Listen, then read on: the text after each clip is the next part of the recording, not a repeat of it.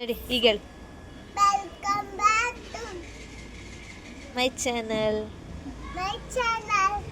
ಎಲ್ಲ ಹೋಗ್ತಾ ಇದ್ದಾರ ರೆಡಿಯಾಗಿ ನೀವು? ಯಾರು ಡ್ಯಾನ್ಸ್ ಮಾಡ್ತೀರಾ? ಬಾಬಾ ಮಾಡ್ತೀರಾ? ಸರಿ ಬಾಯ್ ಹೇಳು. ಏನಿವತ್ತು ಬೇರೆಯವ್ರು ವೆಲ್ಕಮ್ ಮಾಡಿದ್ರು ಅಂತ ನೋಡ್ತಿದ್ದೀರಾ ಈ ವಿಡಿಯೋನ? ಹೌದು, ನನ್ನ ಮಗಳು ವೆಲ್ಕಮ್ ಮಾಡಿದ್ದು. ಏನು ಸ್ಪೆಷಲ್ಲಪ್ಪ ಅಂತಂದರೆ ಇವತ್ತು ಅವಳದು ಸ್ಕೂಲ್ ಡೇ ಇತ್ತು. ಅದಕ್ಕೇ ನಾನು ಮಾತಾಡ್ತೀನಿ ಅಮ್ಮ ಅಂತಂದ್ಲು. ಅದಕ್ಕೇ ನೀನೇ ವೆಲ್ಕಮ್ ಮಾಡು ಅಂತ ಅಂದ್ಬಿಟ್ಟು ನನ್ನ ಪಾಪಗೆ ಹೇಳಿದೆ. ಅವಳೇನೇ ವೆಲ್ಕಮ್ ಮಾಡಿದ್ಲು, ಅವಳಿಗೆ ಎಷ್ಟು ಬರುತ್ತೋ ಅಷ್ಟು ಹೇಳಿ. ನಂತರ ಸ್ಕೂಲ್ ಡೇ ನಡೀತಿರೋ ಈವೆಂಟ್ ಹತ್ರ ನಾವು ಹೋದ್ವಿ. ನೋಡ್ತಾ ಇದ್ದಾರಲ್ಲ, ಇದು ಬಂದು ಕುವೆಂಪು, ರಾಷ್ಟ್ರಕವಿ ಕುವೆಂಪು ರಂಗಮಂದಿರದಲ್ಲಿ ಇವಳ್ದು ಡ್ಯಾನ್ಸ್ ಪರ್ಫಾರ್ಮೆನ್ಸ್ ಇದ್ದಿದ್ದು. ಅಲ್ಲಿಗೆ ರೀಚ್ ಆದ್ವಿ ನಾವು. 2:30ಗೆ ಬರೋದಕ್ಕೆ ಹೇಳಿದ್ದು. ರೀಚ್ ಆಗಿ ಅವ್ರ ಫ್ರೆಂಡ್ಸ್ ಎಲ್ಲ ಬಂದಿದ್ದರು. ಸೆಲ್ಫಿ ಸ್ಪಾಟ್ ಕೂಡ ಇಟ್ಟಿದ್ರು. ಅಲ್ಲಿ ಸ್ವಲ್ಪ ಫೋಟೋಸ್ ಎಲ್ಲ ತೊಗೊಂಡ್ಲು. ಅವ್ಳ ಫ್ರೆಂಡ್ ಜೊತೆ ಎಲ್ಲ ಎಂಜಾಯ್ ಮಾಡಿದ್ಲು. ಆ್ಯನ್ಯುವಲ್ ಡೇ ಜೊತೆ ತಿಂಡಿ ಮೇಳ ಕೂಡ ಅರೇಂಜ್ ಮಾಡಿದರು. ಅದು ಕೂಡ ತುಂಬಾ ಚೆನ್ನಾಗಿ ಮಾಡಿದರು. ಮಕ್ಕಳೇ ತಿಂಡಿ ಮಾಡಿದ್ರಿಂದ ಸ್ವಲ್ಪ ಟೇಸ್ಟ್ ಕೂಡ ಚೆನ್ನಾಗಿತ್ತು. ಆನಂತರ ಪೇರೆಂಟ್ಸ್ಗಳು ಕೂಡ ಬರೋದಕ್ಕೆ ಸ್ಟಾರ್ಟ್ ಮಾಡಿದ್ರು. ಪ್ರೋಗ್ರಾಮ್ ಕೂಡ ಎಲ್ಲ ಸ್ಟಾರ್ಟ್ ಮಾಡೋದಕ್ಕೆ ಎಲ್ಲ ರೆಡಿ ಮಾಡಿಕೊಂಡ್ರು. ದೀಪ ಎಲ್ಲ ಮಡಗಿದ್ರು. ನೋಡ್ತಿದ್ದಾರಲ್ಲ, ಸ್ಕೂಲ್ ನೇಮ್ ಆಗಿರ್ಬೋದು ಎಲ್ಲ ಥರದ್ದು ರೆಡಿ ಮಾಡಿದ್ರು. ಪ್ರೋಗ್ರಾಮ್ ಕೂಡ ಸ್ಟಾರ್ಟ್ ಆಯಿತು.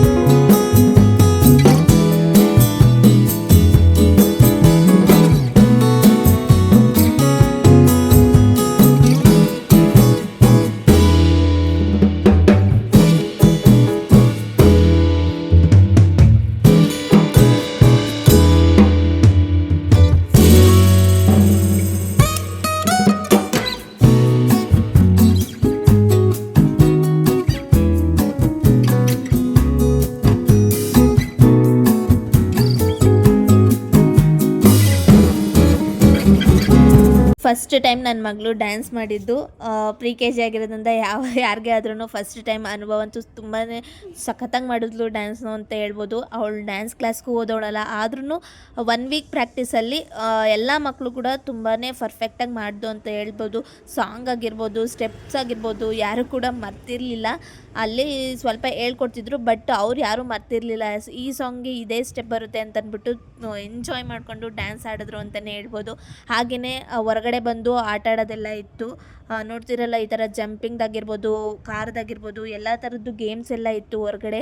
ಮಕ್ಳಿಗೆ ಈ ಥರ ಇದ್ದರೆ ಯಾವ ಮಕ್ಳಿಗೆ ತಾನೇ ಖುಷಿಯಾಗಲ್ಲ ಹೇಳಿ, ತುಂಬಾ ಎಂಜಾಯ್ ಮಾಡಿದ್ರು ಅಂತಲೇ ಹೇಳ್ಬೋದು.